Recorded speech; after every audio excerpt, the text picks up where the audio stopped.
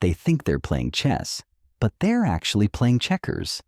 The modern manipulator with their psychological tricks, their influence tactics, their carefully crafted personas designed to bend others to their will.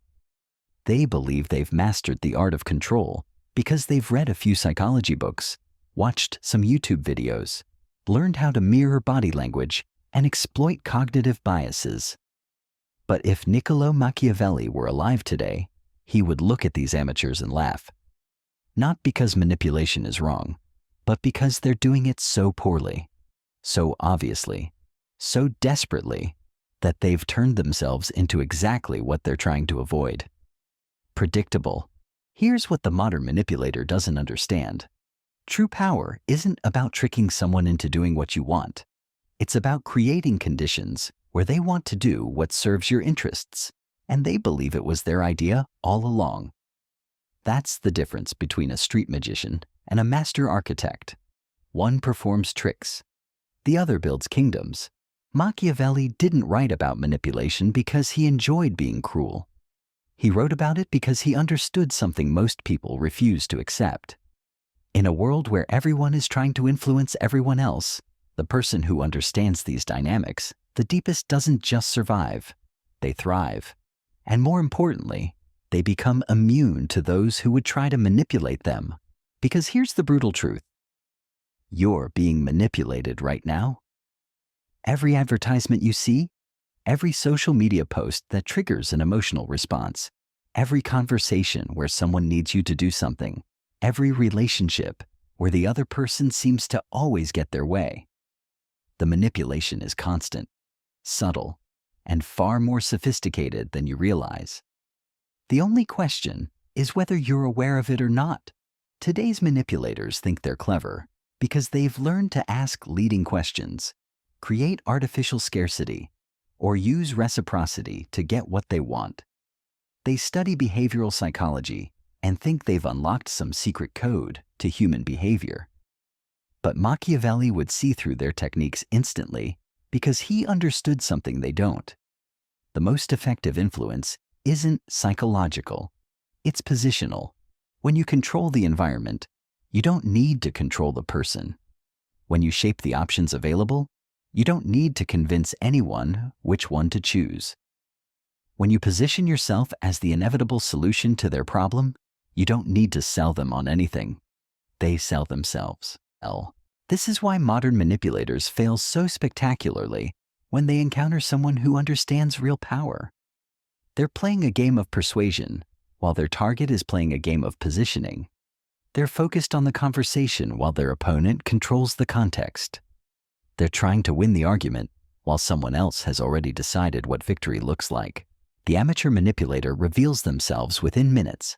They ask too many questions. They agree too enthusiastically. They compliment too frequently. They mirror your body language, so obviously it feels rehearsed. They create false urgency with phrases like limited time offer, or this opportunity won't last long. They name drop. They humble brag. They tell stories that conveniently position them as the hero or the victim, depending on what response they're fishing for. But here's what gives them away completely. They need you to react. Every technique they use requires your participation, your emotional response, your validation that their tactic is working. They throw out bait and wait to see if you bite. They create drama and watch to see if you engage. They test boundaries to see if you'll enforce them. The moment you stop giving them the reactions they expect, their entire system falls apart. Machiavelli understood that the most dangerous opponent isn't the one who attacks you directly. It's the one who never needs to attack because they've positioned themselves so strategically that you either serve their interests willingly or remove yourself from the equation entirely. They don't chase. They don't convince. They don't manipulate in the traditional sense. They simply create conditions where the smart choice and their preferred outcome happen to be the same thing. Think about it this way. The desperate salesperson follows you around the store, answers questions you didn't ask, offers discounts you didn't request, and generally makes the entire experience uncomfortable until you either buy something to escape or leave without purchasing anything. But the master retailer designs the store layout, so you naturally walk past the most profitable items, places complementary products at eye level, and creates an environment where spending money feels like a pleasant discovery rather than a pressured decision. The modern manipulator is the desperate salesperson. They're obvious, needy, and ultimately ineffective because their techniques require active participation from their target. But the Machiavellian understands that true influence is architectural. You build the maze. You don't chase people through it. This is why today's influence gurus are teaching you the wrong lessons. They focus on tactics like how to read micro-expressions, how to use anchoring in negotiations, how to create rapport through matching and pacing. These aren't useless skills, but they're surface level. They're the tools of someone who needs to convince others to act against their own interests. But what if you never needed to convince anyone of anything? What if your positioning was so strong, your values so clear, your alternatives so limited that people naturally moved in your direction, not because you persuaded them, but because you represented their best available option? That's not manipulation. That's inevitability. The difference is subtle but crucial. Manipulation requires deception, either about your intentions or about the reality of the situation. It's fundamentally parasitic because it extracts value from others without providing equivalent value in return. But strategic positioning creates genuine value while ensuring that value flows in your direction. Everyone benefits, but you benefit most. Machiavelli would look at today's social media influencers, with their carefully curated personas and desperate attempts to go viral, and he would see people who have completely misunderstood power. They're performing for an audience they don't control, on platforms they don't own, hoping algorithms they don't understand will favor them. They've made themselves dependent on the very systems they're trying to exploit. The same applies to the modern workplace manipulator who thinks they're clever because they take credit for other people's work, throw colleagues under the bus during meetings, or play office politics to get ahead. They're so focused on short-term victories that they don't realize they're building a reputation that will eventually destroy them. Everyone can see what they're doing. Everyone remembers, and eventually, everyone stops cooperating with them. But the person who understands Machiavellian principles doesn't need to steal credit because they position themselves as the essential coordinator of successful projects. They don't throw others under the bus because they've made themselves valuable enough that protecting them serves everyone's interests. They don't play office politics because they've transcended office politics by becoming indispensable to the actual work. This brings us to the first principle of how Machiavelli would handle modern manipulators. He wouldn't try to out-manipulate them. He wouldn't expose their techniques publicly. He wouldn't get drawn into their games or emotional dramas. Instead, he would make their manipulation irrelevant by controlling the variables they depend on. Remember, manipulation only works when you need something from the manipulator, or when you're operating within constraints they've helped create. But what happens when you don't need what they're offering? What happens when you have alternatives they don't know about? What happens when your position is so secure that their approval or disapproval doesn't affect your outcomes? The manipulator loses all their power because their entire toolkit is designed for people who are emotionally reactive, positionally vulnerable, or resource dependent. When you're none of those things, they're left with nothing but transparent attempts at influence that everyone can see through. This is just the beginning. Because once you understand how Machiavelli would approach modern manipulation, you start to see that the real game isn't about becoming a better manipulator yourself. It's about becoming someone who can't be manipulated. Someone whose position is so strong, whose options are so numerous, whose value is so clear that other people naturally want to align with your interests rather than work against them. But here's where it gets interesting. The modern manipulator has one fatal weakness that Machiavelli would exploit without hesitation. They're addicted to immediate results. They need to see the effect of their influence right now in this conversation, in this interaction. They can't resist the dopamine hit of watching someone bend to their will. And that desperation for instant gratification is exactly what makes them vulnerable. Machiavelli operated on a completely different timeline. He thought in seasons, not moments, in years, not days. While his opponents were celebrating small victories and short-term gains, he was positioning pieces for outcomes they couldn't even see coming. He understood that real power accumulates slowly, invisibly, until it reaches a tipping point where it becomes undeniable. The modern manipulator wants to win the conversation. Machiavelli would win the relationship. The manipulator wants to change your mind about one decision. Machiavelli would change the entire context in which you make decisions. They're playing for points. He was playing for the game itself. This is why today's influence tactics feel so exhausting to deal with. They're designed for immediate extraction, not long-term value creation. The manipulator sees you as a resource to be depleted, rather than an asset to be cultivated. They take what they can get right now because they don't have the patience or the strategic thinking to build something sustainable. But Machiavelli would approach the same situation completely differently. Instead of trying to manipulate you into giving him what he wants, he would focus on becoming someone you genuinely want to give things to. Not because you've been tricked, but because supporting his success serves your own interests in ways you can clearly see and appreciate. The difference is profound. When someone manipulates you, you eventually realize what happened and you resent it. You feel used, deceived, violated. You make sure it doesn't happen again.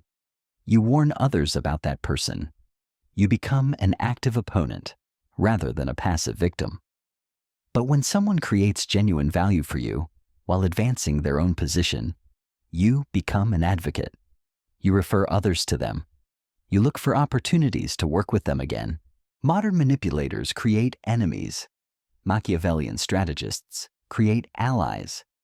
And in a world where your reputation travels faster than you do, where social networks amplify both positive and negative experiences, where trust is the ultimate currency, the difference between these approaches determines whether you build lasting influence or temporary advantage. Here's how Machiavelli would handle the specific types of manipulators you encounter most frequently. The emotional manipulator who uses guilt, shame, fear, or pity to control your behavior. They make you feel responsible for their emotional state. They create crises that somehow always require your sacrifice. They position themselves as victims while systematically extracting resources from everyone around them. Most people either enable this behavior by giving in to the manipulation, or they resist it by getting drawn into emotional arguments about fairness, boundaries, and personal responsibility. Both responses feed the manipulator's system because both require emotional investment from you. Machiavelli would do neither. He would simply stop being available for manipulation. Not through confrontation, but through strategic unavailability. He wouldn't argue about whether their emotional crisis is real or manufactured. He would just be consistently unavailable to solve problems that aren't his responsibility.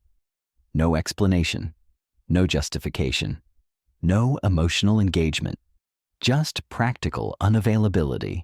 The manipulator's entire system depends on your emotional reactivity.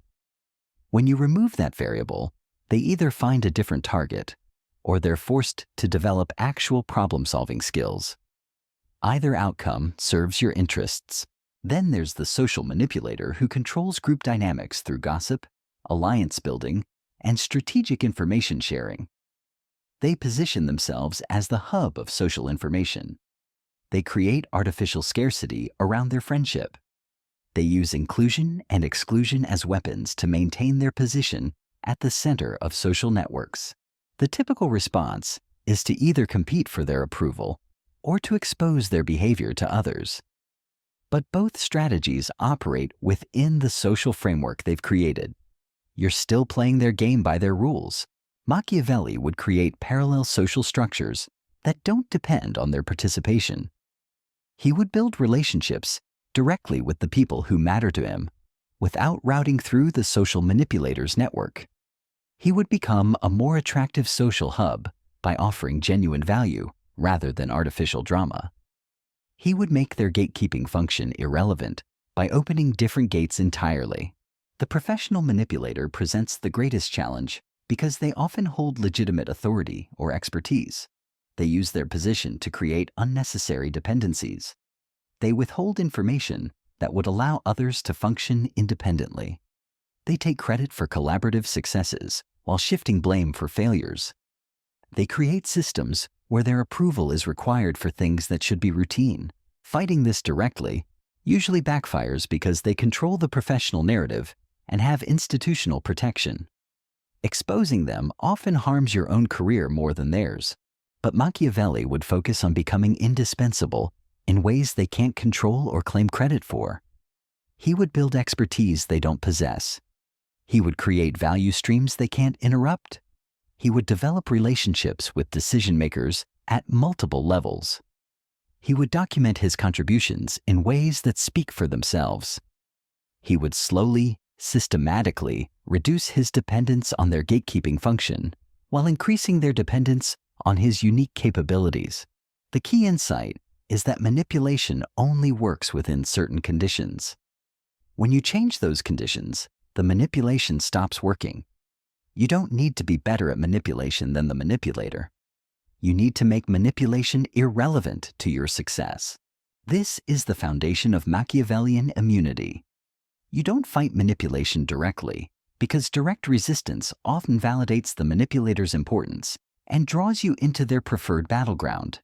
Instead, you make manipulation unnecessary by creating conditions where people's natural self-interest aligns with treating you well. When your value is obvious, when your alternatives are numerous, when your boundaries are consistent, when your emotional state doesn't depend on others' approval, manipulation simply doesn't work on you. The manipulator's techniques bounce off you like arrows off armor. Not because you're hostile or defensive, but because you're operating from a position of genuine strength rather than reactive protection. But this is only the defensive application of Machiavellian principles. The real power comes when you understand how to build influence that's so natural, so beneficial to everyone involved, that it doesn't feel like influence at all. It feels like inevitability. That's the ultimate level. When people don't feel influenced, they feel enlightened. When they don't feel manipulated, they feel discovered. When they don't feel pressured, they feel inspired. And that transformation happens when you stop trying to change people and start changing the environment that shapes their choices. The modern world has created an entire industry around influence and persuasion, but they're teaching you to be a street performer when you could be the architect of the theater itself. They want you to learn better tricks when you should be designing better systems. They focus on winning individual interactions when you should be controlling the context that determines what winning even means. Here's what separates the Machiavellian approach from everything else you've been taught about power and influence. Most people try to get what they want by convincing others to give it to them. But convincing requires constant effort, emotional labor, and the risk of rejection. It's exhausting and unreliable because it depends on factors you can't control. The Machiavellian creates conditions where giving them what they want becomes the obvious choice, where supporting their success serves everyone's interests, where opposing them costs more than cooperating with them, not through threats or coercion, but through strategic positioning that makes their success feel inevitable. Think about the difference between begging for respect and commanding it, between asking for trust and earning it, between demanding loyalty and inspiring it. The first approach puts you in a position of weakness, constantly seeking validation from others. The second approach puts you in a position of strength, where others seek validation from you. This shift in positioning changes everything. When people want your approval, rather than you wanting theirs, every interaction becomes an opportunity to reinforce your influence, rather than a test of whether you can maintain it. When your success benefits others rather than competing with their interests, they become invested in your outcomes rather than threatened by them. The modern manipulator will never achieve this because they're fundamentally extractive. They take value without creating it. They win by making others lose. They succeed by making others fail. This creates a natural resistance that grows stronger over time as people realize what's happening. But the Machiavellian approach is fundamentally generative. It creates value while capturing it. It wins by helping others win bigger. It succeeds by making others more successful than they could be alone. This creates natural momentum that grows stronger over time as people experience the benefits firsthand. The manipulator burns through relationships and eventually runs out of people willing to be manipulated. The Machiavellian builds networks that become self-reinforcing as each success creates opportunities for greater success. This is why studying manipulation tactics will only take you so far. You're learning the tools of the desperate rather than the methods of the inevitable. You're preparing for battles when you should be designing victories. You're focused on tactics when you should be building systems. The real lesson isn't how to become a better manipulator. It's how to become someone who never needs to manipulate anyone because your position is so strong, your value so clear, your options so numerous that people naturally want to align with your interests. That's how Machiavelli would crush modern manipulators. Not by out-manipulating them, but by making manipulation itself obsolete. By operating from a position of such genuine strength that their tricks and tactics become as irrelevant as trying to pick a lock when you already hold the key. The choice is yours. You can spend your time learning better ways to convince people to give you what you want. Or you can spend your time building something so valuable that people compete for the opportunity to support it. You can master the art of taking what others don't want to give. Or you can master the art of creating what others desperately want to receive. One approach makes you a predator in a world full of increasingly aware prey.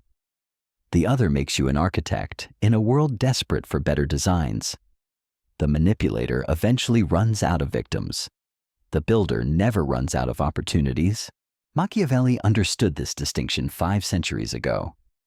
The question is whether you're ready to understand it today. Because once you do, you'll never look at influence the same way again. You'll stop asking how to get what you want from others and start asking how to become someone others want to give things to.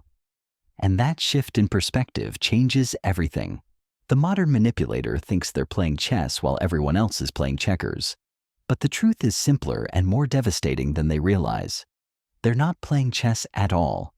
They're performing magic tricks for an audience that's stopped believing in magic. Meanwhile, the real power players aren't performing anything. They're building the stage, writing the script, and collecting the tickets. That's not manipulation. That's mastery. And it's available to anyone willing to think beyond tactics and start building systems. The game was never about who could manipulate better. It was about who could make manipulation unnecessary. Machiavelli knew this. Now you do too.